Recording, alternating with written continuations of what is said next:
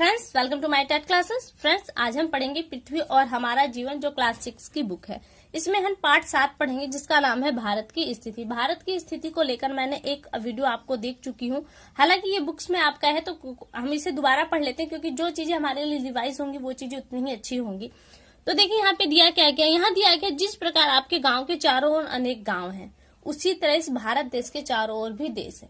और उसी तरह से वहां पे रेखा हमने जो पढ़ा है, काल्पनिक रेखाएं, अक्षांश और देशांतर, ये इन्हीं के हिसाब से जो देशों की स्थिति है उसको दर्शाता है। तो यहाँ हम देखेंगे भारत की स्थिति। तो आइए स्टार्ट करते हैं। देखिए, यहाँ दिया है 2 पॉइंट दिए हैं भारत की स्थिति को लेकर। मानचित्र में अक्षांश और देशांतर रेखाओं को देखिए, क्योंकि किन अक्षांश रेखाओं और किन देशांतर रेखाओं के बीच में भारत स्थित है, ये देखिए। पहला दिया है कि उत्तर से दक्षिण को। पहले आप मैप को देखिए। अगर हम भारत का नक्शा लेते हैं तो कुछ इस तरह से बन आएगा लगभग में। हम सिर्फ एक इस तरह से समझ लेते हैं। और यहाँ पे अगर दिशाओं को समझे तो यहाँ पे आपका पूर्व हो जाएगा, और यहाँ पे पश्चिम हो जाएगा, यहाँ पे उत्तर, और यहाँ पे आपका हो जाएगा दक्षिण। ठीक है। अब यहाँ पे देखिए, दक्षिण से उत्तर की ओर। दक्षिण से यानी कि यहाँ से जब हम ऊपर की ओर चलेंगे तो भारत की स्थिति कहाँ से आएगी, यहाँ से ऊपर की ओर चलते हैं तो 8 डिग्री 4 मिनट। देखिए, 8 डिग्री 4 मिनट ये अक्षांश रेखाओं की स्थिति को दिखा रहा है। हम जो भी रेखाएं बनाते हैं, काल्पनिक रेखाएं, वो हमारी 1 डिग्री के अंतराल पर होती है। लेकिन जब इन 2 डिग्रियों के बीच में कोई रेखा आए, कोई स्थिति आए, भारत की स्थिति आ रही है, तो ऐसी कंडीशन में हम उसे मिनट से दिखाते हैं। तो यहाँ पे इसीलिए दिया गया है कि 8 डिग्री 4 मिनट। और 4 मिनट का सिंबल आप देख रहे हैं कि यहाँ पे किस तरह से दिया हुआ है। तो देखिए, दे रहा है कि जो भारत की मुख्य भूमि है वो 8 डिग्री 4 मिनट, यानी कि यहाँ पे कौन सी अक्षांश रेखाएं हैं, 8 डिग्री और 4 मिनट की अक्षांश रेखाएं हैं। और इससे और फिर जो दक्षिण में आपकी जो अक्षांश रेखा है वो आपका 37 डिग्री 6 मिनट से स्टार्ट। इन 2 अक्षांश रेखाओं के मध्य में भारत स्थित है। ये तो अक्षांश रेखाएं होगी। अब दूसरा पॉइंट देखिए, देशांतर रेखाओं के लिए दिया गया है पश्चिम से पूर्व की ओर। पहले यहाँ पे देख लीजिए, पश्चिम किधर, पश्चिम आपका इधर है, पूर्व इधर है। तो यहाँ पे भारत की स्थिति ये पश्चिम हुई और ये पूर्व हुई।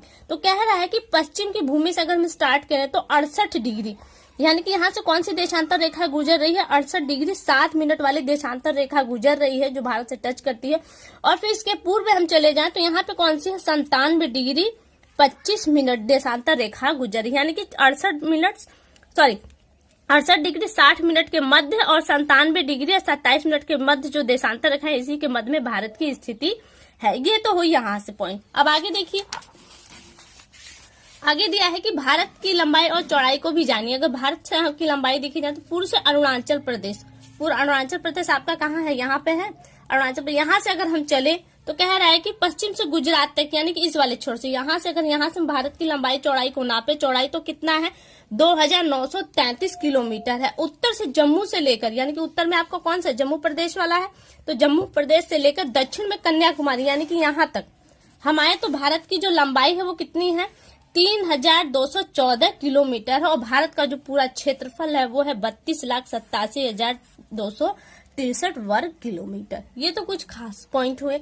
हो सकता है यहाँ से आपके लिए प्रश्न बन जाए, लेकिन इस टॉपिक में जो सबसे ज्यादा प्रश्न बनता है वो यहाँ से बनता है। देखिए, इस वाले से कर्क रेखा ना कि 23.5 अंश जो उत्तरी अक्षांश है वो हमारे देश से के मध्य भाग से गुजरती है। फिर यहाँ दिया है कि भारत उत्तर में हिमालय पर्वत श्रेणी, उत्तर में आपका हिमालय श्रेणी है। फिर दिया है पश्चिम में अरब सागर है, पूरब में बंगाल की खाड़ी, यहाँ पे बंगाल की खाड़ी, तथा दक्षिण में हिंद महासागर, यहाँ हिंद महासागर है। तो कहा जा रहा है कि स्थल का वह भाग जो तीनों ओर समुद्र से घिरा, देख रहे हैं, पूरब, पश्चिम और दक्षिण, ये 3 भाग हैं जो समुद्र से घिरे होने के कारण इसे प्रायद्वीप कहा जाता है। भारत तीनों ओर समुद्र से घिरा है। देखिए चित्र में आपको देखने के लिए, और भारत प्रायद्वीप देश कहलाता है। प्रायद्वीप यानी कि जो इसका 3 भाग समुद्र से घिरा हो, पानी से घिरा, वो आपका क्या कहलाता है, प्रायद्वीप। और देखिए, यहाँ पे बहुत अच्छी तरीके से समझाया भी गया है कि भारत के जो मध्य से देशांतर रेखा गिरती है, जो जिससे हमारा मानक समय निर्धारित होता है, वो है 82.5 अंश पूर्वी देशांतर रेखा गुजरती है। फिर दिया भारत का अंतर्राष्ट्रीय मानक समय 82.5 अंश पूर्वी देशांतर रेखा पर माना गया है, जो ग्रीनविच समय से 5 घंटे 30 मिनट आगे है। यानी कि ग्रीनविच में जो समय 12 बजे का है वो हमारे इंडिया में क्या होगा, 5:30 बजे का समय बताएगा। आगे देखिए, द्वीप समूह, भारत के 2 द्वीप समूह भी हैं। कौन कौन से हैं, वो लक्षद्वीप समूह है और दूसरा है अंडमान निकोबार द्वीप समूह। तो आइए यहाँ देखते हैं भारत के पड़ोसी देश। भारत के पड़ोसी देश को भी लेकर मैं आपको एक वीडियो दे चुकी हूँ, ये भी पॉइंट आपके लिए इंपॉर्टेंट है। तो यहाँ देखते हैं, जो लोग हमारे आस पड़ोस में रहते हैं वो हमारे पड़ोसी हैं। इसी प्रकार जो देश के सीमा से जुड़े हैं वो हमारे पड़ोसी देश कहलाते हैं। भारत के पड़ोसी देशों के नाम लिए गए हैं और ये देखिए भारत के यहाँ पे पड़ोसी देश दिए गए हैं। भारत के कुल अगर स्थलीय सीमा से देखें तो 7 पड़ोसी देश हैं और यहाँ पे देखिए उनकी कुछ एक झलक दी गई है।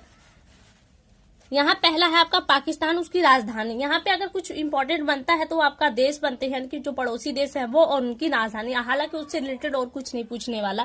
तो यहाँ दिया है पहला है पाकिस्तान। पाकिस्तान की राजधानी इस्लामाबाद और प्रमुख नगर यहाँ पे कराची, भाषा उर्दू बोली जाती है और जो मुद्रा है पाकिस्तानी रुपया है और उद्योग यहाँ पे सूती वस्त्र, चीनी चमड़ा और कालीन का होता है।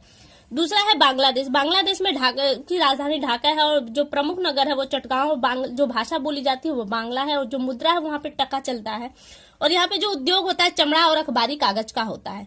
दिया है चीन। चीन की राजधानी बीजिंग है और यहाँ का जो प्रमुख शहर है वो संघाई है।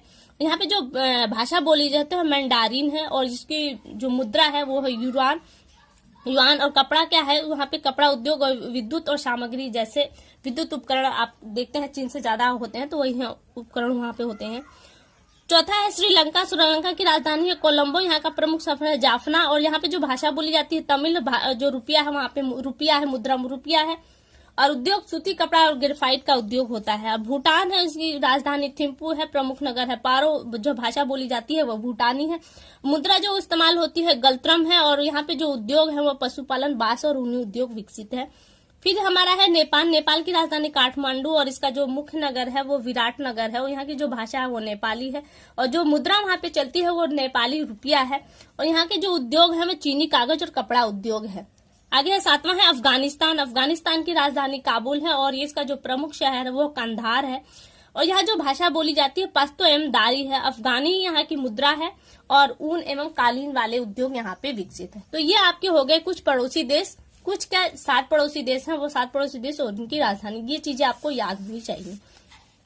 और यहाँ पे थोड़ी सी और पड़ोसी देशों के लिए विशेष दिया है लेकिन हमारे एग्जाम के नजरिए से इम्पोर्टेंट नहीं है, कुछ पॉइंट है। तो यहाँ देखिए पहला पॉइंट जो दिया है, पाकिस्तान में विश्व विख्यात सेंधा नमक की खाने मिलती है। सेंधा नमक जो व्रत में खाते हैं वो नमक की खाने आपको कहाँ मिलेंगी, पाकिस्तान में।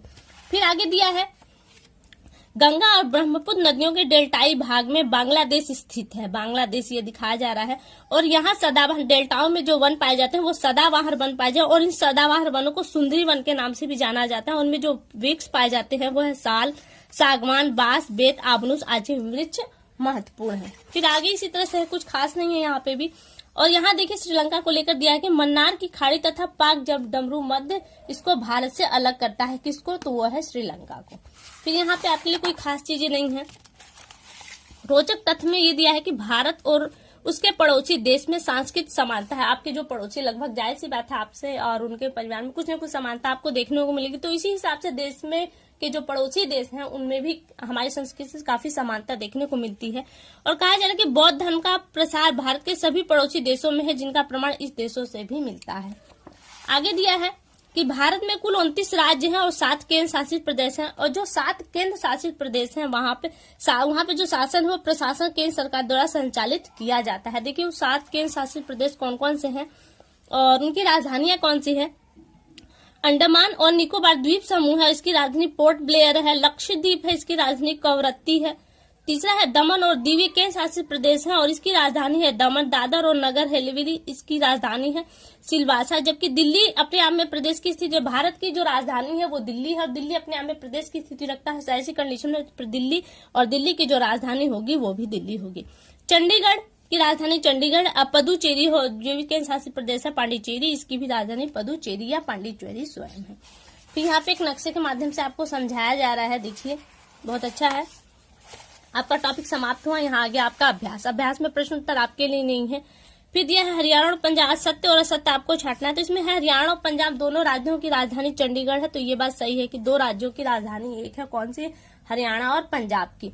फिर आ जाए भारत के दक्षिण दिशा में नेपाल है। भारत के दक्षिण में नहीं, भारत की स्थिति हमने कहा था कुछ इस तरह, तो दक्षिण यहाँ पे उत्तर है, जबकि नेपाल कहाँ आपके उत्तर दिशा में पड़ता है। तो ऐसी कंडीशन में ये ऑप्शन आपका गलत हो जाता है। अरब सागर भारत के उत्तर दिशा में, उत्तर कौन सी दिशा है, ये है अरब सागर, तो आपका दक्षिण में ना आएगा, तो ये इस हिसाब से ये गलत हो जाता है ऑप्शन। फिर दिया है सही गलत करना है। सही गलत में देखिए दिया है हिंद महासागर भारत के किस दिशा में, तो हिंद महासागर के नाम से भारत का नामकरण हुआ। तो ऐसी कंडीशन में हिंद महासागर जो है भारत के दक्षिण दिशा में है, यानी कि जस्ट यहाँ पे अगर ये भारत है तो यहाँ पे ये हिंद महासागर है। लक्षद्वीप स्थित है, तो लक्षद्वीप आपका कहाँ है, अरब सागर में, हिंद महासागर में, बंगाल की खाड़ी में और प्रशांत महासागर में। लक्षद्वीप आपका भारत की स्थिति के हिसाब से देखें तो यहाँ आता है। तो ऐसी कंडीशन में ये कौन सा आपका खाड़ी है, तो ये अरब सागर है। तो यहाँ आपका ऑप्शन हो जाएगा यानी कि अरब सागर। कर्क रेखा गुजरती है, तो कहाँ से गुजरती है, श्रीलंका, भूटान से, भारत के, चीन से। तो आपकी जो कर्क रेखा वो भारत के एकदम बीचों बीच से लगभग होकर गुजरती है। फिर आगे सही जोड़े मिलाने हैं आपको, लेकिन मैं सही जोड़े मिलाए। उत्तर प्रदेश राज्य है और इसकी राजधानी आपको दिखाना है। उत्तर प्रदेश की राजधानी क्या है, लखनऊ है। तेलंगाना की राजधानी हैदराबाद है। और फिर हिमाचल प्रदेश देखे तो इसकी राजधानी आपकी शिमला है। तो फ्रेंड्स ये टॉपिक यहीं समाप्त हुआ। कैसा लगा इसके लिए हमें कमेंट करके एक बार जरूर बताएं। अगली वीडियो में आपसे बहुत जल्द मुलाकात होगी, तब तक के लिए नमस्कार।